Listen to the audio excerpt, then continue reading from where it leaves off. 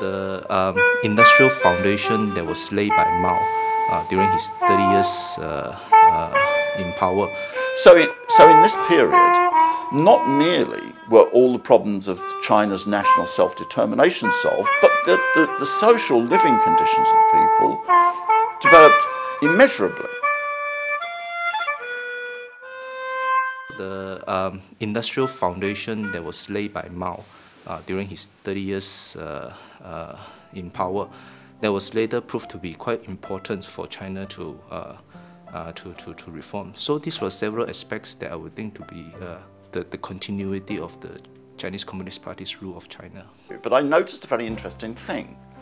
People who are Chinese specialists in the West drew attention to the fact that there had been a significant increase in life expectancy in China during this period. During the 27 years in which Mao Zedong was alive, the chronological life expectancy increased by more than 1 year for each year that he was in power.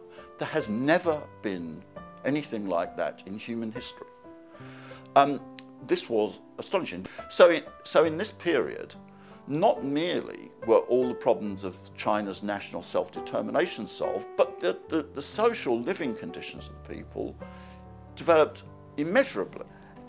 For a long time, it looked as if countries like China just could not industrialize and could not compete with the Western countries and so on.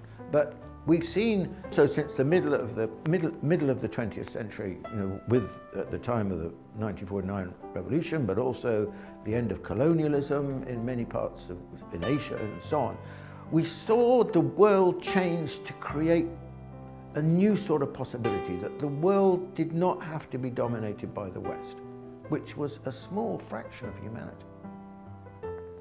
We could see that possibility. Looking back now, we can see that possibility opening up from, this is why a crucial period is the end of the Second World War. And now, with China's success with the reform period and so on, what that means is that a huge country like China can go from great backwardness to economic modernization and vitality and dynamism. More emphasize the rights of women, right? Female right. More emphasize, the new system, right? He more help to spread the industrial capacity, even like the third front project. All those sorts of things are very helpful for the development of the market economy in terms of being ally. So I would say, as a scholar, we really cannot be, our view cannot be affected by ideologies. We have to look into facts, how those two allies, two historic stages, they're connected, to get more truth from it. Not just simply, criticize one, follow another. That's because history is history. We have to look at history in a more objective way. Right?